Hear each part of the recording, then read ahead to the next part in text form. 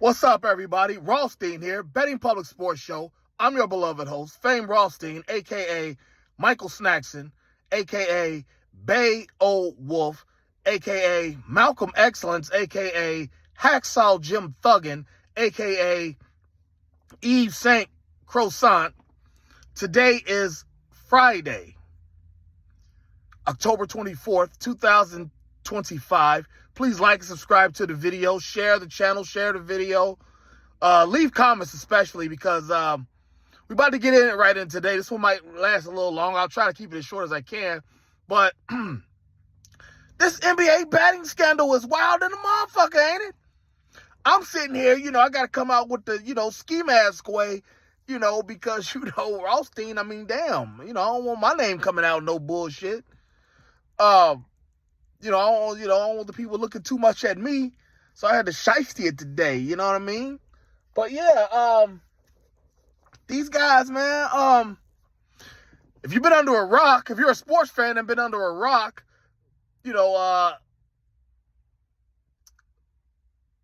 yesterday, or in the last 36 hours, a FBI probe, last 48 hours, I should say, FBI probe, FBI sting into illegal gambling involved arrests that involved former NBA players and coaches and members of La Cosa Nostra. La Cosa Nostra. For those of you who don't know what that is, basically that's the Italian mob. John Gotti, Semi the Bull, guys of that ilk, Mikey Friend Casey, Henry Hill, you understand me? Tony Soprano, if you watch the show, the Italian Mafia. But since we talk about sports on this show, the three players and coaches, I believe one of them's Damon Jones. Oh, hold on. The sting was, before I get into the players, the sting involved rigging NBA games, fixing NBA games and player props, and also it involved fixing poker games. Just had a situation about those poker games or dice games about Adrian Broner. Some stuff that came out. And now they want to know who blew the whistle. Was it Gilbert Arenas, because he trolling, saying he did and he said he was going to anyway. Things like that. Like, shit like that ain't funny, dude. And that's why people are saying you did it. But he, came out some shit and said, nah, it wasn't me. I ain't ratted nobody out. And got mad at Rachel Nichols, the reporter. And just all types of fuck shit just been going on with this because it's a doozy. It involves, like I said, fixing illegal poker games and fixing NBA props. We've seen those poker games on The Sopranos. When the show was out, Lawrence Taylor from the Giants, he was at one of them. It was for the show, but I'm just saying. I want to say Frank Sinatra Jr. was at one of them as well. I think that was him, but I know his sister Nancy was in it. Like she was singing, but basically, these high stakes poker games with, big money with celebrities. Like I said, we saw that on The Sopranos. And as far as the game goes, like I said, it was, guy I mentioned earlier. He's a nondescript NBA player, but he's been around for a while, played for the Heat. And he allegedly contacted LeBron about some injury information for the Lakers. And a bet was made, because they said like 5 teams that were involved were bet on, and the Lakers was one of them, and I forgot who the other 4. Brandon Rozier was one of them who was in the arrest for fixing props. They said that,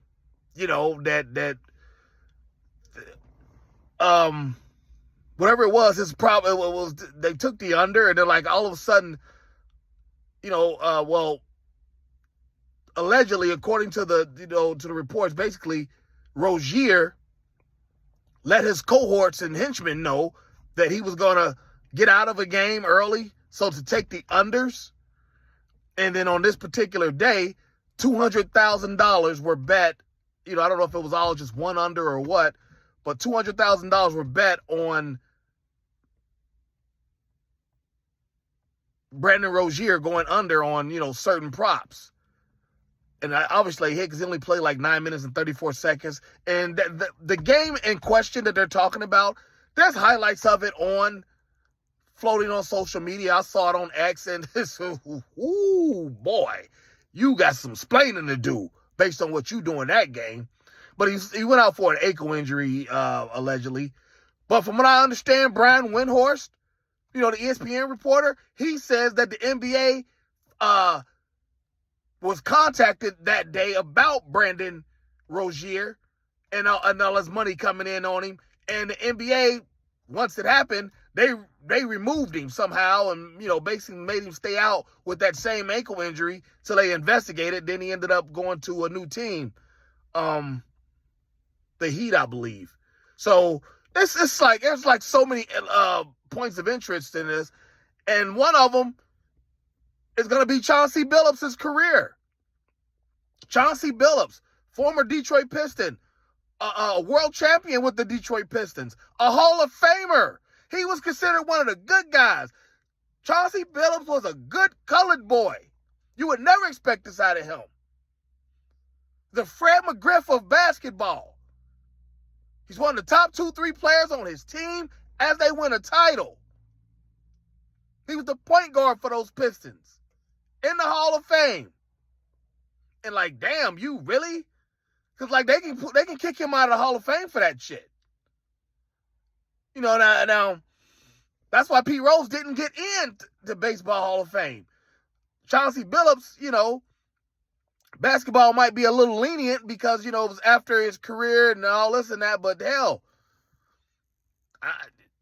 it's like, damn, dude.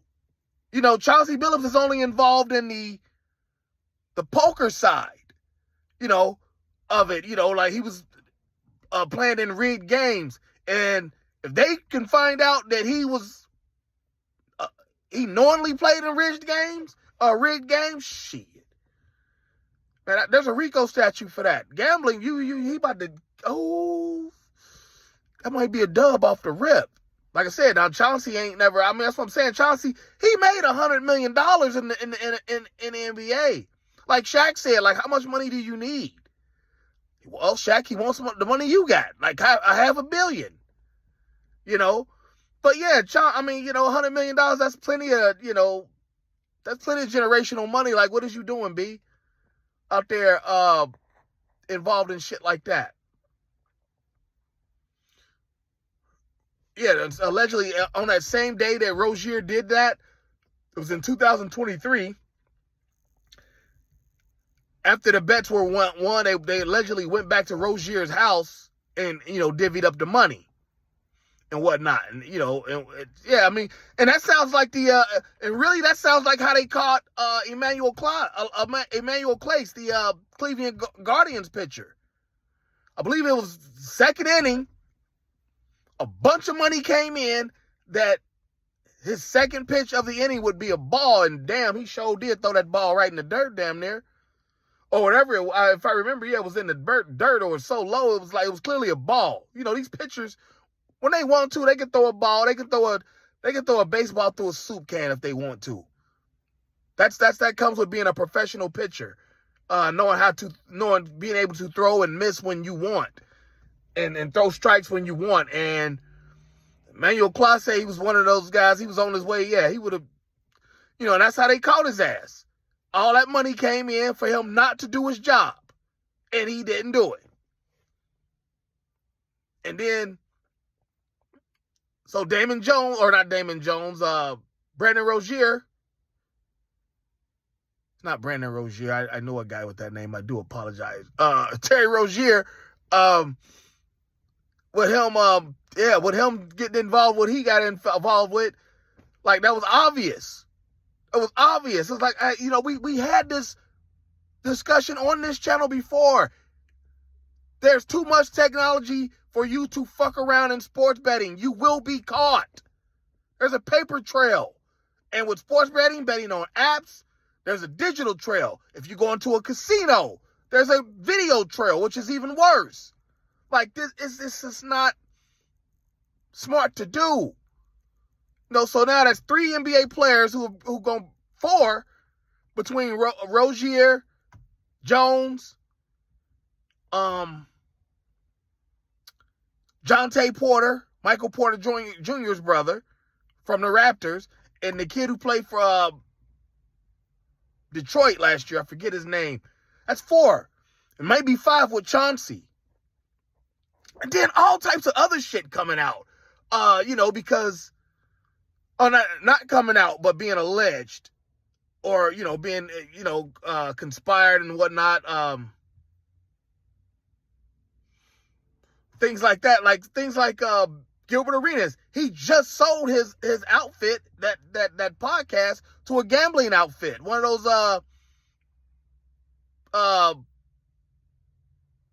one of those sports gambling apps. He just sold his podcast to that. It's been alleged or suggested that maybe that was a part of it. He was selling to the gambling outfit because that's how deep he is in with these mobsters. So that's all alleged. We don't know. But you got mobsters leaning on you like that. Like, that ain't good. You get involved with them, that just ain't good. I remember there was a Simpson episode where, like, the mob came back for Homer. Homer asked them to do something, and there was time for them to reback. And he was like, huh? What? You mean the mob did a favor for me and expect me to repay them? Like that. It's just like, how do you get involved with those guys? Like, y'all should know better. Shame on y'all, especially Chauncey. Like, how'd you get in? I mean, these guys had X-ray glasses. I can't see anything. I can't see you. But I know you're cute, though. And I know you're laughing out there. But they had X-ray glasses where you can see through the cards or whatnot. And they had like a fake shuffler that they supposedly strong arm to get. I mean, it's a wild fucking story. Like, what are these guys thinking? Getting involved with this kind of crowd when you got that kind of money. And of course Whitlock, he went with, the black rappers, trying to be mafiosos and linking up with these Italian, or not Italian, the Italian gangsters and the Jewish mafia and all that. Boy, he went on his tangents, with it. Yeah, because there's so many points of entry into this story. You have to. Like, you have to explore every possibility. Were any of these players on the take during games? What's Chauncey Billups, giving info to bettors? They say he was only on the poker side of it. Like I said, there's 2 sides of it. Poker and basketball fixing and whatnot, point shaving and props and things like that. But there's no way, if he's involved with poker, guys, just as a person who goes to casinos, sports books, makes bets in person. Just as a person who's done it. Like, there's no way, if you involved in one, you're probably dabble in the other. So if he's a little bit of a poker player, probably going to be a little bit of a sports bettor. And vice versa. Or dice player. Or roulette player, something. Like, you don't just go out there to the casino if there's a sports book and play your one bet and get out of there, and then he, being with the money he's got and the job he has, he's got connections to somebody who's in a legal state. I got 10 grand for you, put blah, blah, blah. But not saying he ever did that. But that's how, was he tipping off bettors about his team? Because remember, again, that's what Pete got Pete Rose jammed up. Couldn't prove that he did do that. And he agreed that, to basically take the banishment or whatever. But yeah, that was one of the things that was worried about. Like, was he tipping off bettors? As the manager, the coach of the team, Chauncey, like, I'm gonna go ahead and sit Dame Lillard. I'm gonna sit him give him some rest. So go ahead, take us to go way under. We don't got no energy without him. Anything. You don't know what that could have been, man. This I find it fascinating, but I'm not surprised at any of it. I'm not surprised at any of it. Basketball players, they tend to be reckless off the court. They tend to be reckless. All the baby mamas, they can't keep their hands off of women. But they're 7 feet tall, so a lot of times women can't keep their hands off of them. But still,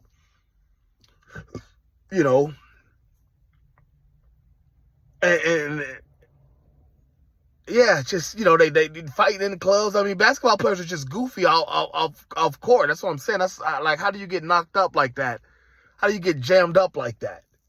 And again, after you got so much millions, like, because to get big money in sports investing, sports betting, you have to bet big money. I never tell you what to bet, never tell you how much to bet. Just do what you can do. Or whatever till you find it still, keep it entertaining. But once you lose the entertainment aspect of it, like, yeah, don't mess with it. Don't go any further. But I just think that these guys are just so reckless. You see these basketball players on podcasts and shit, reckless, talking about old shit, fights and goofy shit like that. Like, just always want to be a part of the wild shit.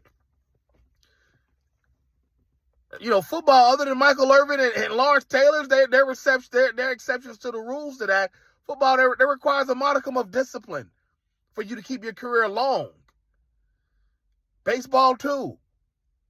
Basketball, these guys been the same player since they were 14, 15 years old. Motherfucker who can shoot always be able to shoot. If you've been dunking, gathering and dunking after, one step inside the three-pointer, okay, you're going to do that till you're 35 years old. You know what I'm saying? So, yeah, man, let me know what you think. Please tell me, what do you think should happen to these guys? What do you think should happen to these guys if convicted? Obviously, the jocks, the basketball players, and any other sports that might be involved.